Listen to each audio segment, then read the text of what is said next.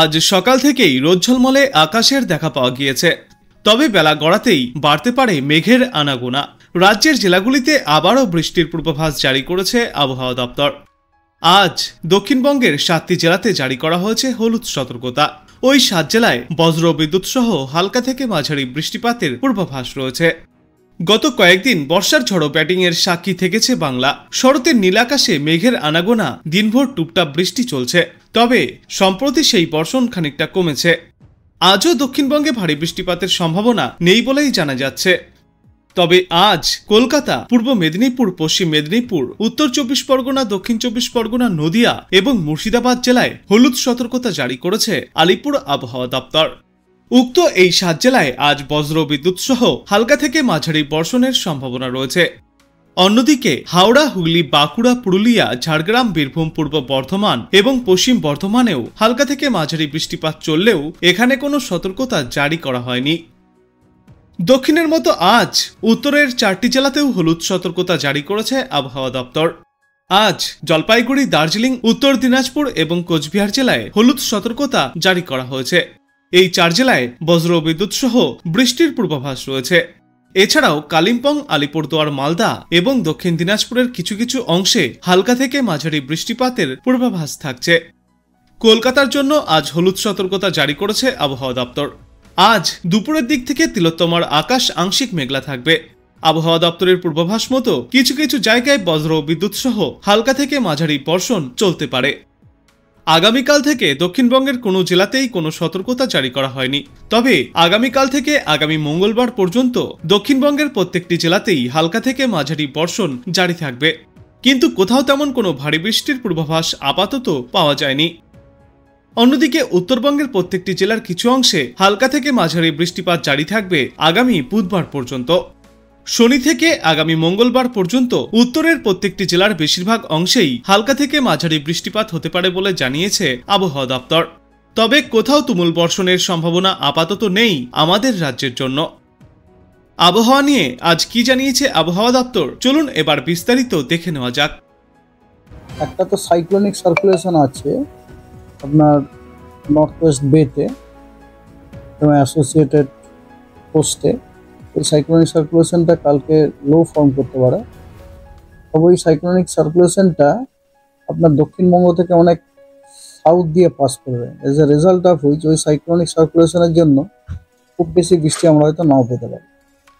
এই জন্যে জেনারেল যে আমাদের ফোরকাস্ট সেটাতে দেখা যাচ্ছে যে আগামী 7 দিনে একটু রেনফল কমে গেছে। পশ্চিমবঙ্গের সব জেলাতেই হালকা এবং মাঝারি বৃষ্টিপাত স্ক্যাটার রিজনেরই ফোরকাস্ট করা আছে, except a few in south Bengal, যেগুলোতে ফেয়ারলি ওয়াইড স্প্রেড রেনফল হওয়ার সম্ভাবনা আছে হালকা এবং মাঝারি ধরনের। সেগুলো হলো পুরুলিয়া, বাঁকুড়া, বর্ধমান, বর্ধমান, ঝাড়গ্রাম, 2টি মেদিনীপুর এবং সাউথ 24 পরগনা। তো মোরলেস একই রকম, কেবলমাত্র আপনার বাঁকুড়াটাও স্ক্যাটার।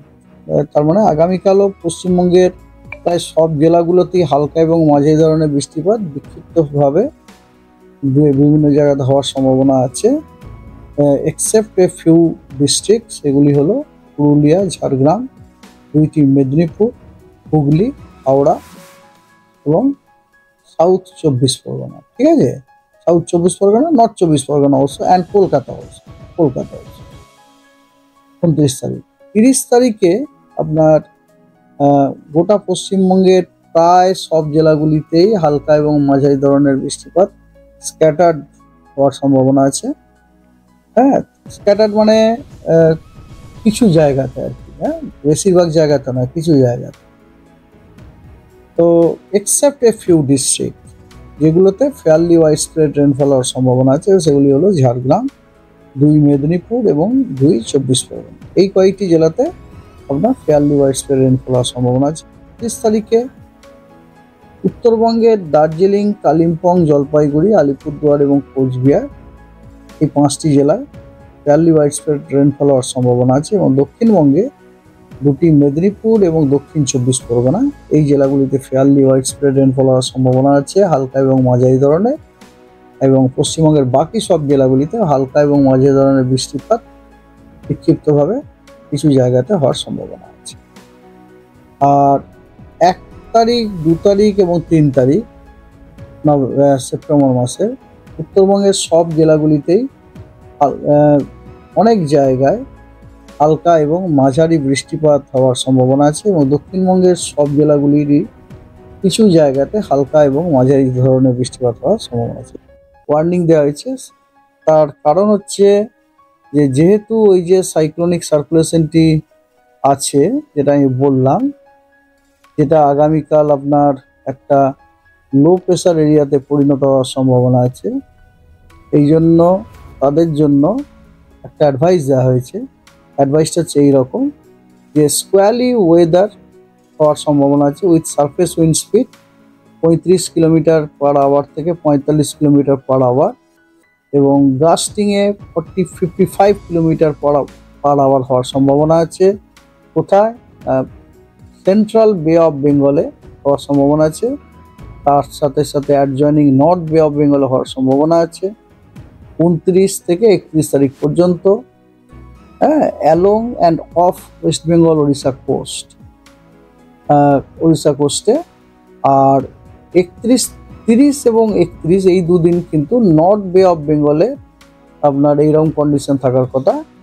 এই জন্য সি কন্ডিশন রাফ থেকে ভেরি রাফ হবে এবং এই জন্য আমাদের জেলে ভাইদেরকে রিকোয়েস্ট করা হচ্ছে, অ্যাডভাইস করা হচ্ছে যে তারা যেন ডিপ সি গভীর সমুদ্রে যেন মাছ ধরতে না যান সেন্ট্রাল বেতে এবং তার অ্যাডজয়নিং নর্থ বে অফ বেঙ্গলে যেন 29 তারিখ থেকে 31 তারিখ পর্যন্ত যেন তারা মাছ ধরতে না যান গভীর সমুদ্রে অফ এবং অ্যালং দ্য ওয়েস্ট বেঙ্গল এবং ওড়িশা কোস্ট।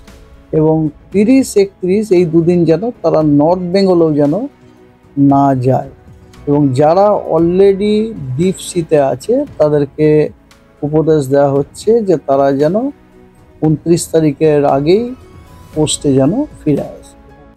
তো আপনি কোথা থেকে দেখছেন এই আবহাওয়ার পূর্বাভাস এবং সেখানে কেমন রয়েছে আবহাওয়া অবশ্যই কমেন্ট করে জানাবেন। ভিডিওটায় একটি লাইক করবেন আর পরবর্তীতে এমনই গুরুত্বপূর্ণ খবরগুলিকে সবার আগে দেখার জন্য এই চ্যানেলটাকে অবশ্যই সাবস্ক্রাইব করবেন। ধন্যবাদ।